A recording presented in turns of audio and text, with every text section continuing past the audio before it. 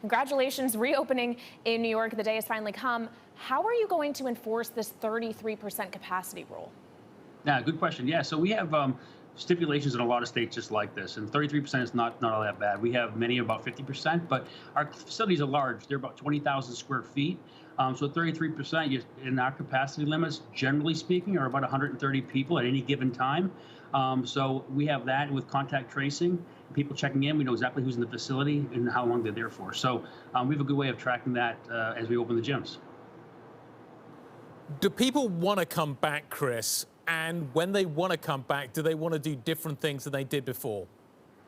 You know, see, the one thing that's interesting is not only do they want to come back, even the new joins. We started opening our stores back in early May, and back then it was Georgia and Utah started the ball rolling in the right direction. And our demand for joins is actually up over last year. So people were really looking to get active again. I think this is really showing people's appreciation for health and wellness when they see what COVID-19 has done for people who have pre-existing conditions, and people looking to get off the couch. And today we've already done 45 million workouts since the first week of May in our gym. So it's exciting. We have 1 million members in New York that had no place to work out for a gym since middle of March. So we're looking to have them all back in the gym again.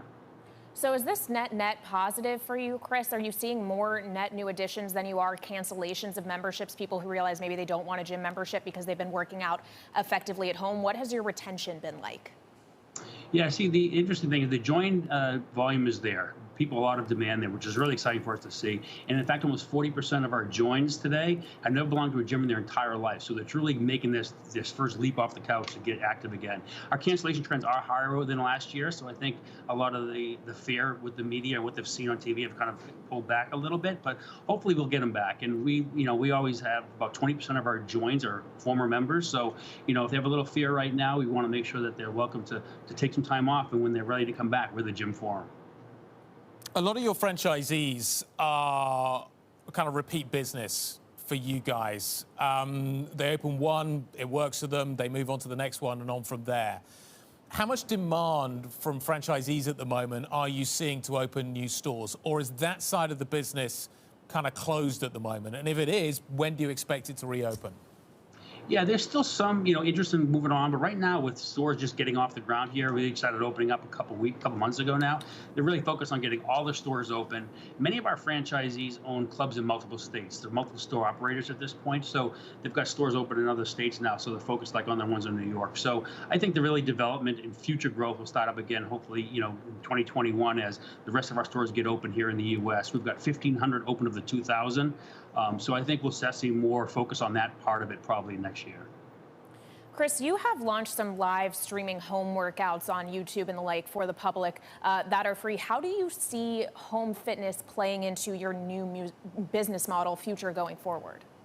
Yeah, we've learned a lot in the last few months here. It's probably accelerated our learnings in probably 3 years, honestly. And we launched our app last summer with 500 videos and workouts, and started seeing really good content consumption within our app. But as soon as we closed down, it skyrocketed overnight. And the interesting thing is 24% of the content consumption are not even Planet Fitness members. So they're downloading the app as a trusted source in wellness and using our app for free content. So down the road, I really look at it as a great branding opportunity for us and lead to future joins. And also with in-app messaging, being able to message them to give them free trials at the gym and bricks and mortar to introduce them to their first experience at Planet.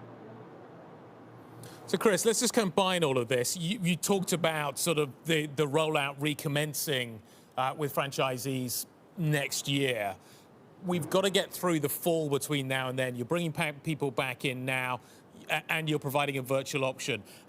What are your plans between sort of now and next year? We are going to go through a period in the fall where things are likely to get very tricky. How prepared are you for that process? Yeah, we are really prepared. We have great protocols in the gyms for cleanliness standards for the clubs, social distancing in the clubs. You also have touchless check-in with your app. You watch in, you check your app to get in, so you're not talking to work with the staff. We also have a crowd meter in the app now. So when you open your app before you leave the house or work, you can actually see the busyness of the club before you get there if you want to avoid any crowding. So a lot of things in place here to get us through the fall. And as long as we continue to see people getting active and coming in and joining, as well as members getting off the couch and getting really acclimated to the new protocols.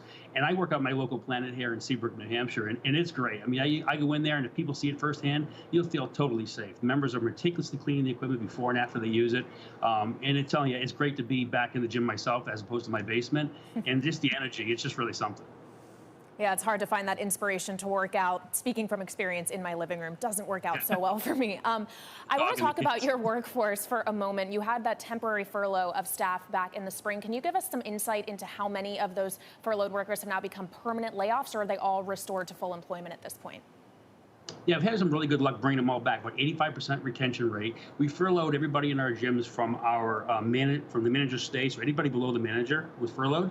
And as the gyms reopened, they brought them back. And we have about 85% retention rate of them, which has been great to see. In New York State, we have 120 stores. 28 are corporate stores. So we're in the midst right now of bringing them all back. Today we're opening 40 total stores in New York, another 40 the rest of this week, and 40 on September 2nd. So busy couple weeks for us, but it's great to bring the employees back to work for sure.